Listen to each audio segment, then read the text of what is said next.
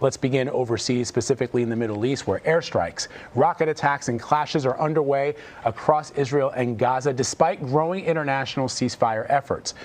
President Biden told Israeli Prime Minister Benjamin Netanyahu yesterday that he expects a, quote, significant de-escalation. However, Israel resumed bombing Hamas targets in Gaza this morning, while militants fired rockets in return. Innocent civilians are constantly caught in the middle. More than 200 Palestinians and around a dozen Israelis have been killed in this latest wave of violence.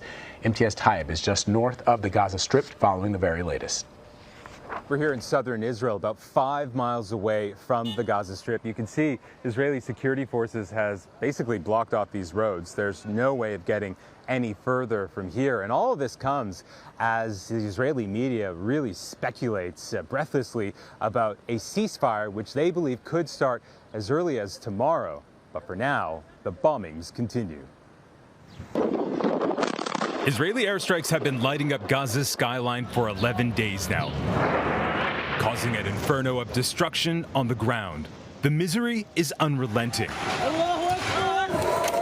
While in the southern Israeli town of Beersheba, dozens of Israelis and our team had to run to this bomb shelter after several Hamas rockets were intercepted right above us. If a ceasefire is near, it doesn't feel like it. Since fighting began, more than 75,000 Palestinians have been displaced across Gaza, most seeking refuge at these UN schools. And it's kids who suffer the most.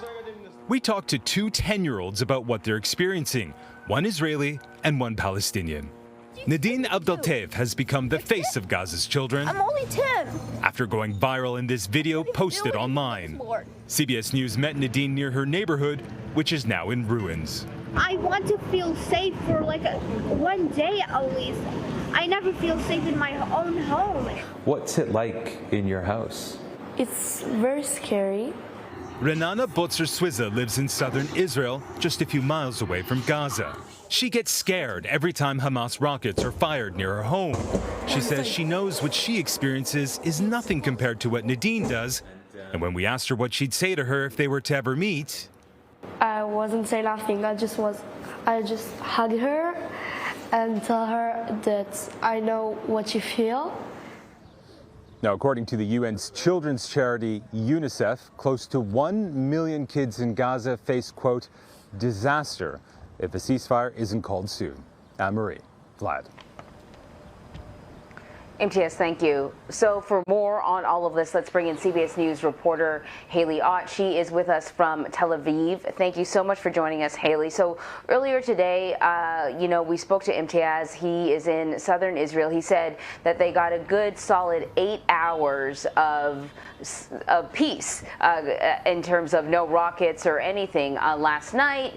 But I don't know what things are like now. What's the situation where you are? That's true. There was a bit of a lull last night, but the bombings in Gaza and the rockets have continued today. They've resumed. And so while there is plenty of talk about a possible ceasefire coming into effect perhaps even tomorrow, the conflict is still very much ongoing here. And Haley, we've seen in our reporting there, this latest wave of violence is impacting innocent people in both Gaza and Israel. Take us through what life is like for those that are caught in the middle of this conflict. In Imtiaz's reporting, I thought it was really an interesting moment in his piece where he spoke to a young Israeli girl, and he asked her, what he would do if he was able to reach out to a child in Gaza who had been affected by the bombing campaign there. And she said that she would try to hug her because she understands. Just give us a sense of perhaps more sentiments like that. Yeah, Vlad, you're right. I mean, we've been reporting from the Israel side for the past few days, and what people have been experiencing, especially in the south, is a siren goes off and they have only a few minutes to run and take shelter, and that happens over and over and over again, and it's terrifying and exhausting. So that's occurring on a daily basis and overnight. At the same time, in Gaza, the situation is just so much worse. They don't have shelters there, and instead of rockets that are intercepted by Israel's defense system, Iron Dome, for the most part, they don't have that system. So they're getting bombs dropped on buildings with only minutes sometimes to evacuate, and they don't have a shelter to go run to. So the devastation and the trauma that are affecting everyday civilians is just ticking higher and higher the more that this violence goes on. So we know that President Biden spoke to Israeli Prime Minister Benjamin Netanyahu again yesterday, and he pushed for, a de-escalation, moving towards a ceasefire. Do we know what the latest on these efforts, what's going on with these efforts, and what would an agreement between the Israeli military and Hamas actually look like?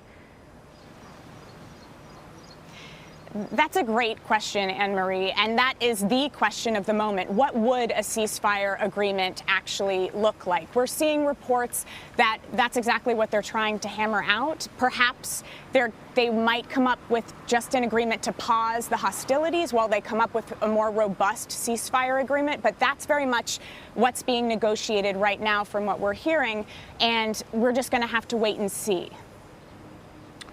So, Haley, a ceasefire right now is obviously what many are calling for, but are there any substantial efforts underway at this point to address a long-term peace deal between the Palestinians and Israelis?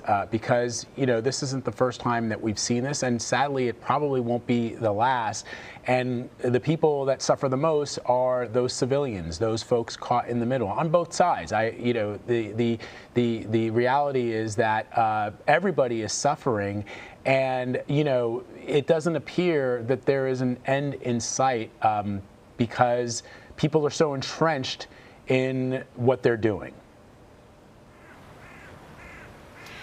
Yeah, as you say, even if a ceasefire agreement for this sort of round of violence is hammered out, that doesn't necessarily address the problem that has caused these flare-ups of violence to keep occurring.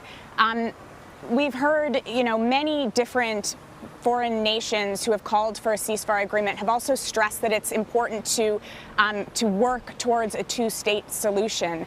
And we'll see, whether that becomes sort of top of the agenda after this. But one thing that I found really interesting, the other day we were in Ramallah at protests, and we were speaking to protesters there, and one woman told me that she's lived through this kind of violence before, and she told me that in previous times all she's wanted was peace and was to be able to resume sort of the daily activities of her life. But this time she's angry, and this time she doesn't want things to go back to the way that they were. She wants things to change for good. So what the political situation, what people are going to be thinking and feeling after hopefully this conflict ends, it could be different, and maybe that will mean we'll see something different in the future.